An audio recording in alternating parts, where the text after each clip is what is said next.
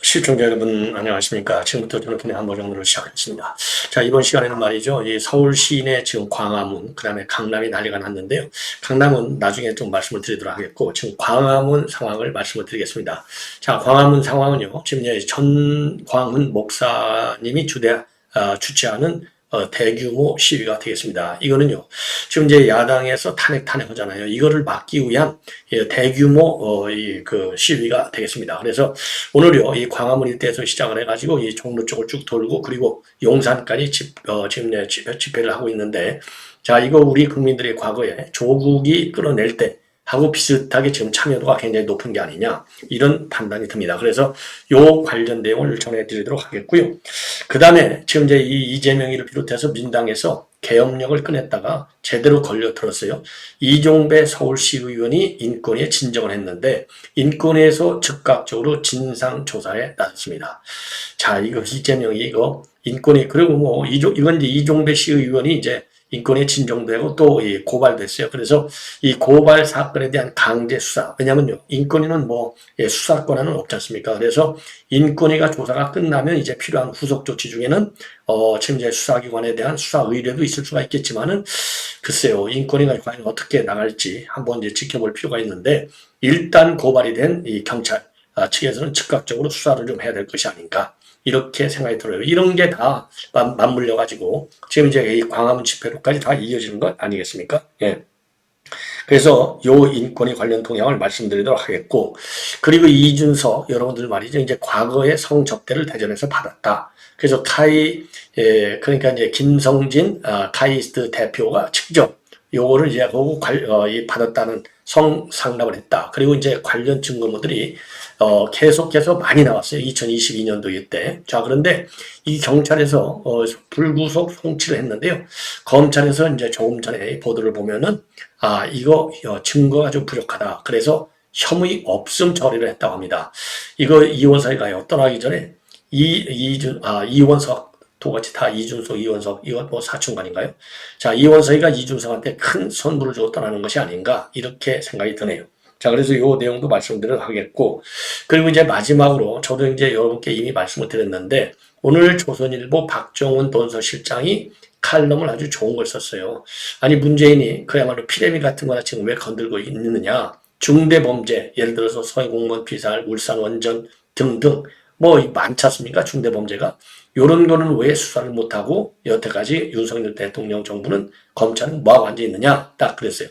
자, 그런데 그걸 갖다가 이 최고식 언론에서요, 최고식 씨는 이제 이 조선일보 논설위원 출신의 기자인데 별도로 이 온라인 매체를 하나 이제 운영하고 있잖아요.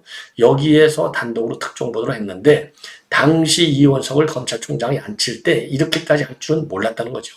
그때만 해도 이원석 이 총장을 앉힐 때 윤석열 대통령 긴가민가 했는데, 예, 그랬는데 그 임명을 하게 된 것이 이제 한동훈, 그 당시 이제 법무장관, 이 한동훈이가 세게 밀으니까, 워낙 그때만 해도 신뢰가 크니까 그럼 참 잘해봐라 하고 앉혔는데 지금 이 꼴이 된 거예요. 그래서 중간중간에 윤석열 대통령도 굉장히 열불이 나 있었다, 이러한 그 얘기를요, 지금 윤석열 정부, 그러니까 이제 본인이 임명하는 과정에 요거 다 알잖아요. 그 결정 과정에 본인이 이제 수석을 하고 있었으니까 요거를 최보식 언론에다가 폭로를 했어요. 예.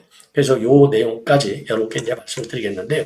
우선 오늘 광화문 집회 어마어마한 인파가 몰렸어요. 자, 이제 전광훈 목사가 지금 이제 주제를 한 겁니다. 주도적으로.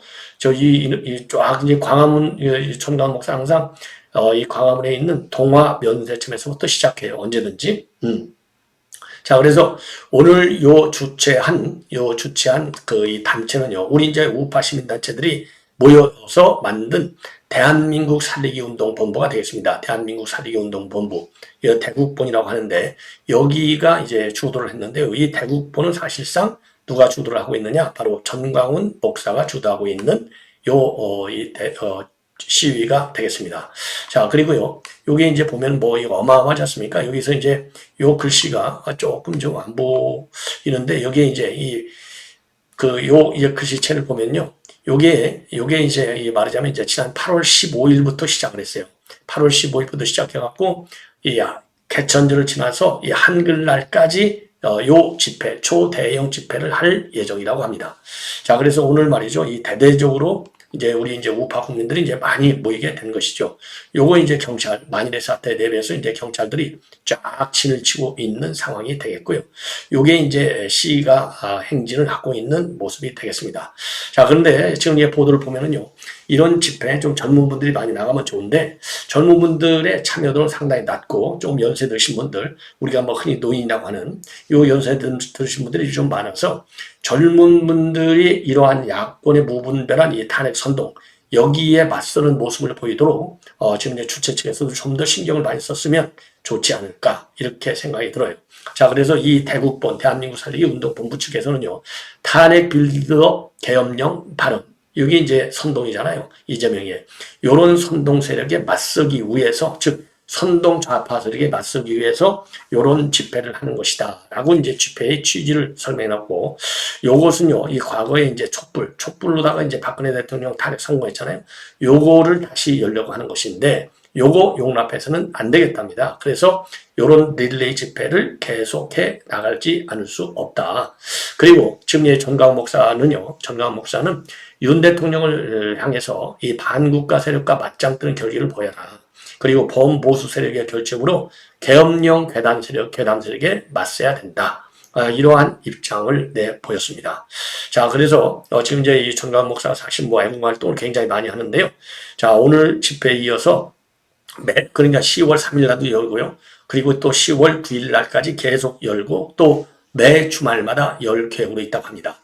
자, 그래서 이 탄핵이라고 하는 것이 결국 특검 탄핵, 그러다가 최근에 내놓은 게 또 계엄까지 내놨잖아요. 그러다 보니까 지금 이런 선동에 대해서 우리 대통령실, 그 다음에 지금 직접 당사자 중에 하나인 국방장관 김용현, 그리고 우리 당, 이런 데서 대대적인 비판적 성명을 계속 내놓고 있어요.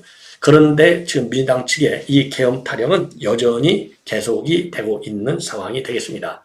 자, 그러다 보니까 지금 이종배 서울시 의원이요, 지난 2일 날 경찰에 이 허위사실 혐의로 고발장을 제출했습니다. 이재명이를. 그래서 이재명이가 근거 없는 허위사실을 유포하고 있는데, 이러한 범죄를 엄격하게 단죄해야 되겠다. 더 이상 거짓말 정치가 존재할 수 없도록 엄벌을 해달라. 이렇게 서울경찰청에 고발 조치를 했고요.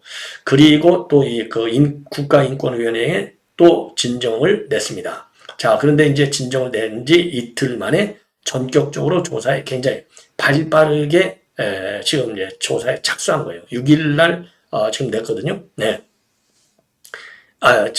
그러니까 6일 날 그래서 이게 지금 배정이 된 겁니다. 6일 날. 4일 날 냈는데 6일 날 이틀 만에 담당 조사관이 지정이 돼서 배정이 된 겁니다. 그 정도는 빠르게 지금 진행이 되고 있는데, 당시 이종배 씨 의원은요, 이재명이가 마치 실질적으로 윤 대통령이 계엄령을 준비하는 것처럼 허위사실을 주장하고 있는데, 이거야말로 윤 대통령의 인격권과 명예권을 침해하는 것이다. 그래서 국민의 행복 주권도 마찬가지로 침해했다. 그래서 이재명이는 대국민 사과를 하고, 그리고 또 재발방지 대책을 약속을 하라. 그래서 요런 거를 국가인권에 나서서 대책을 수립해달라. 이런 취지로 지금 진정을 했습니다. 자, 그래서 국민을 불안하게 하고, 그리고 사회를 혼란케 하는 이런 음모론 괴담 정치 반드시 뿌리 뽑아야 되겠다. 이런 입장을 내놨어요. 여러분들 잘 아시다시피 이재명까지 직접 지난 1일 날 여야 대표회담에서 전 국민의 생존기를 보는 상황에서 계엄령을 제기했어요. 그때만 해도 더 심각하게 계엄령을 제기했습니다.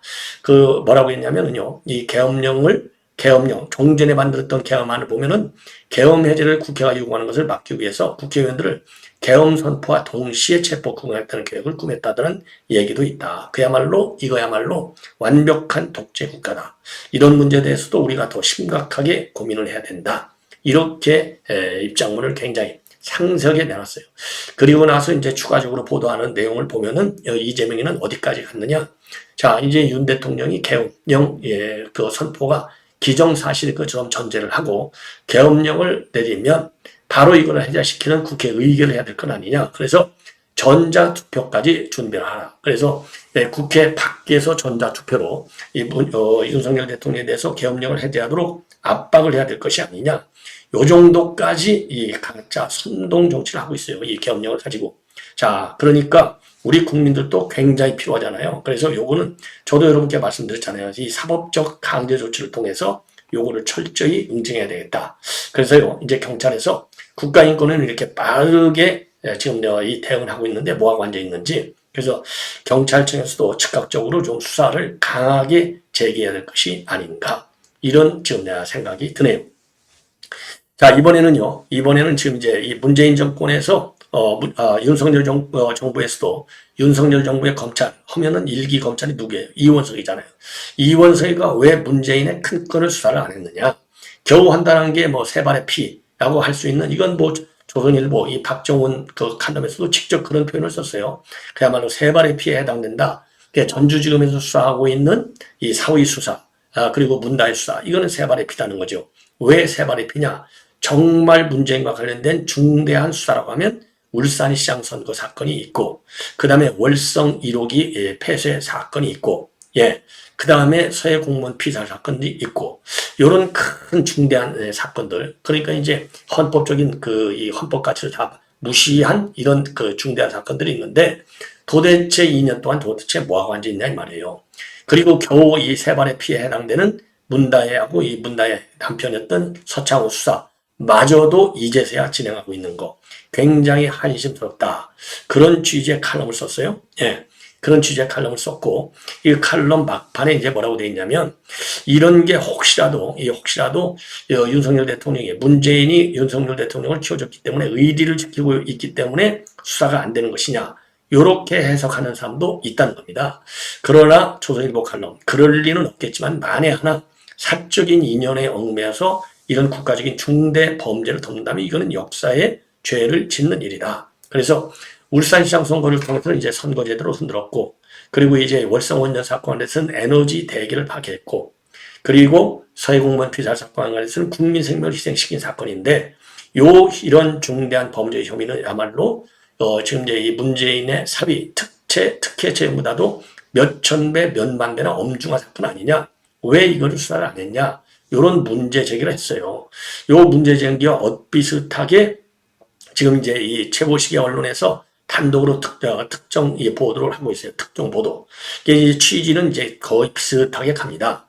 그러면은 왜 수사가 되지 않았는지 그 이유에 관해서 이제 이 용산 대통령실에서 대통령을 수석비서관으로 모셨던 분하고 취재를 한 겁니다. 그래서 그 문재인에 대해서 말이죠. 이원석이가 그동안에 이제 수사를 제대로 이제 안 한 것은 전직 대통령에 대한 예우 차원에서 조사도 하지 않고 사건을 종결 지은 것이다. 그러다가 이 현 정권의 이런 의도적인 문재인 봐주기 요 이외, 그러니까 전직 대통령 차원에서 이 현 정부에서 문재인을 봐준 것 아니냐 이거예요. 요거 빼놓고는 달리 설명이 안 된다는 겁니다. 그런 더군다나 이 김명수의 경우에도 고발된 지 3년 5개월이 되어서야 검찰의 소환 통보를 받았고, 이러기 때문에 이제 우리 보수 일각에서는 윤 대통령을 의심하는 그런 경향이 굉장히 강하고, 그러다 보니까 본인을 발탁해 해준 문재인에 대한 의리 때문에 이렇게 봐주는 것이 아니냐. 그래서 세간에서는 문재인을 청산하고 뽑아줬는데 도대체 문재인을 보호할 줄은 몰랐다. 이런 흥분하는 사람들도 많다. 이렇게 최보식의 언론 칼럼이 주장을 하고 있어요. 그래서 지금 이제 뒤늦게 문재인 딸을 수사하고 있는데, 이것은 정치적인 위기에 몰려있는 윤 대통령이 전국 반전의 카드로 지금 하고 있는 것이 아닌가. 그러니까 법치에 의한 공정한 수사가 아니고 정치적 수사다. 이렇게 이제 비판하고 있습니다. 그러면서 대통령실 수석으로 근무한 A씨한테 왜 이게 문재인 수사가 안 되고 있느냐. 요 얘기를 지금 이제 물어봤다고 합니다. 최보식 언론 기자가. 그랬더니 이 문재인에 대한 의리를 물었더니 답변이 예상 밖. 뭐라고 했느냐? 절대 그렇지 않고 초기에는 윤 대통령도 아주 딱 이를 갈았다는 거죠. 이거 제대로 해야 된다고. 그랬는데 이게 이원석이가 수사를 안 했다는 겁니다. 그 이원석. 그러니까 이제 이원석 잘못 임명을 했다는 거죠. 그러면 왜 이원석을 갖다가 잘못 임명을 했느냐? 한동훈이가 이걸 끝까지 미는 바람에 그때만 해도 한동훈을 갖다가 동생처럼 신임했기 때문에 그러면 그냥 둘이서 알아서 해 하면서 받아줬다는 거죠. 예. 그리고 본인이 이 임명 과정에 배석했기 때문에 요 임명 관련 내용을 아주 잘 안다. 예. 요렇게 최보식 언론에다가 통도를 하고 나왔어요. 자, 그래서 정권 초부터 윤 대통령 문재인 시절에 적폐는 털고야 한다는 입장이 강했다. 이런 점에서 윤 대통령 심플하고 확고했는데 막판에 검찰총장에서 쫓겨난 셈인데 문재인에 대한 의리 같은 거는 끼어들 게 없었다. 그러니까 이제 우리 세간에서 이거 뭐 임명해줬으니까 예, 그 덕 때문에 문재인에 대해서 참 칼을 대기는 좀 그렇다. 그래서 봐준 것이다. 요게 틀렸다는 얘기가 되겠습니다. 예. 그래서 그 뒤에 윤 대통령이 이게 이제 검찰 수사가 안 되니까 검찰이 수사 진척에 대해서 불만을 털어놓은 얘기를 갖다가 여러 번 들었다는 겁니다. 대체 왜 일이 진행이 안 되느냐는 것이었고 검사 출신이었기 때문에 검찰 수사가 어떻게 돌아가고 있는지를 훤히 다 알고 있기 때문에 더 불만이 많았다는 겁니다. 자, 그래서 이 수석은요, 현 정권에서 문재인 관련 수사가 지지분했던 것은 전부 이원석 때문이라는 겁니다. 당초 그래서 이 한동훈이가 사법위원수원 동기인 이원석을 검찰총장 후보로 적극 추천했을 때 윤 대통령은 이원석 수사 스타일을 볼 때 이거 잘 해냈을까? 잘 해낼까? 긴가민가 했는데 한동훈이가 적극적으로 어필했다는 거죠. 그때만 해도 한동훈을 동생처럼 신임했기 때문에 그러면 둘이서 알아서 잘 하라 이렇게 받아줬다는 거죠. 그래서 본인이 배석했기 때문에 그 자리에 너무나 임명된 그 과정을 잘 안다는 겁니다. 자, 그래서 이원석 총장은 그럼에도 불구하고 전직 대통령을 예우해야 한다. 정치적으로 의심받지 않겠다. 이런 식으로 수사를 계속 깔아뭉개왔다는 겁니다. 그러다 보니까 일선에서는 이 문정권 관련 수사를 모두 검찰 수사이 그러니까 다 민기적거릴 수밖에 없었고 이 때문에 문재인 수사는 동력이 떨어졌고 지금에 와서야 윤 대통령이 오해를 받고 있는 상황인데 이런 오해를 받고 있다. 이렇게 지금 이 해명을 하고 있는 거나 마찬가지죠. 예. 자, 그래서 요 내용도요. 지금 이제 이게 뭐 사실 여부는 모르겠어요. 자, 사실 여부는 모르겠는데 여하튼 본인이 최보식 언론의 지금 제보에서 폭로한 내용을 보면은 굉장히 구체성이 강하지 않나 이렇게 판단이 됩니다. 자, 이제 마지막으로요. 이준석 관련 얘기를 좀 여러분께 말씀을 드리겠는데 이준석 성접대 얘기 이거 복잡해요. 우선요. 맨 먼저 이준석이가 성접대를 받았다. 이게 깐 것은 2021년도에 유튜브 채널 가세연에서 김세희하고 강용석이가 이거를 대대적으로 깠습니다. 자, 그리고 이렇게 딱 까고 나니까 성접대를 했던 김성준이죠. 카이스트 대표 김성준이가 맞다. 내가 성접대를 해줬다. 그것도 2번이나 접대를 해줬다. 날짜까지 나왔어요. 2013년도 7월 10일이라고 8월 15일. 대전 유성구 호텔이라고 나왔어요. 예. 자, 그래서 이제 구체적으로 이제 관련 제보가 굉장히 많이 따르지 않습니까? 자, 그러니까 이제 가세연에서 이걸 보도하니까 이준석이가 무슨 소리야? 전혀 사실이 아닌데, 그래서 이 명예 허위 사실 유포에 의한 명예훼손죄로 요거를 가세연을 고발했어요. 가세연을 고발하니까 무슨 소리야? 그 실제로 성접대 받았잖아. 고발이 무고야. 그래서 무고죄로요. 김성진 나이카스트 대표 측에서 그러니까 이제 강신호 변호사가 최종적으로 이제 고발 조치를 했어요. 무고다. 그래서 요거를 그동안에 쭉 수사를 경찰에 해서 검찰로 넘겼습니다. 그런데 이제 경찰에서 넘길 적에는 혐의가 있음. 그래서 불구속 처분하는 걸로, 불구속 기소하는 걸로 혐의가 있다고 이제 넘겼어요. 그런데 검찰에서 지금 이제 이 보도에 따르면은 요 이준석이는 혐의가 없다. 이렇게 결론을 내렸다고 합니다. 이유인 결과 그동안에 사건 관계자들을 다수 조사를 해봤는데 무고 혐의를 인정할 만한 증거가 없다는 겁니다. 그래서 이 검찰에서는요, 이 김성진 아이카이스트 대표하고 수행원, 이 성접대 의혹을 제기한 당사자인 장모 씨 이런 사람들을 조사를 했고요. 그리고 이준석이도 직접 불러서 조사를 했다는 겁니다. 자, 그런데 요게 이 조사를 쭉 해봤더니 중요한 이 증거가 없다는 거죠. 증거가 없다. 그래서 이거 사실 이제 증거 없으면서 검찰에서 종결 처리가 있기 때문에 요 고발인 측에서 이제 다시 지금 이제 상급 수사기관에 서울고검이 되겠죠. 재항고나 뭐 상고 이런 걸 하지 않으면은 요거는 이걸로 종결 처리가 되는 거예요. 상당히 이건 문제가 좀 있지 않나. 자, 그리고요. 그동안 이제 성탄납 의혹과 관련해서는 성매매 처벌법 위반 문제하고 이 알선수재 혐의의 경우에는 공소시효가 이미 지났기 때문에 공소권 없음으로 결론이 났고, 그러면 성상납 행위 자체가 있었느냐 없었느냐는 그 당시에 판단하지 않았습니다. 자, 그래서 이게 2022년 초에 김철근이 이 당 대표 정무실장한테 지시해서 7억 원의 투자 유치 각서를 써주는 대가로 성접대 증거를 인멸했다. 이런 증거인멸교사 혐의까지 나온 바 있어요. 근데 증거인멸교사 혐의는 요것은 이미 경찰에서 지금 불송치 결정을 한 바 있습니다. 자, 그래서 지금 이제 이렇게 되면은요. 자, 이제 이 시효가 지나서 끝났고, 성매매 처벌법 위반하고 알선수재는 끝났고, 그리고 증거인멸교사 혐의는 이 불송치, 이것도 그러니까 이제 혐의가 없음이고, 그리고 이제 무고죄도 증거가 없어도 처리 못한다. 그러면 이제 이준석이는요, 완전히 그야말로 싹 다 이런 사법 리스크에서 벗어나게 됐다. 이렇게 결론을 내릴 수 있어요. 자, 이런 것도 좀 상당히 의혹을 받는 부분이 아닌가. 예. 아니, 도대체 이게 2022년도 사건인데 2년 동안 이 심플한 사건을 여태까지 뭐 하고 있었느냐. 예. 그리고 이준석이를 부르면 불렀다고 우리 국민들한테는 알려야 될 것이 아니냐. 왜 철저하게 수사를 했는지 안 했는지, 봐주기 수사했는지 안 했는지, 여기에 대한 논란은 여전히 앞으로도 계속될 가능성이 큰 것이 아닌가. 예. 이렇게 생각이 듭니다. 시청자 여러분, 이렇게 해서 본 방송을 마치겠습니다. 대단히 고맙습니다.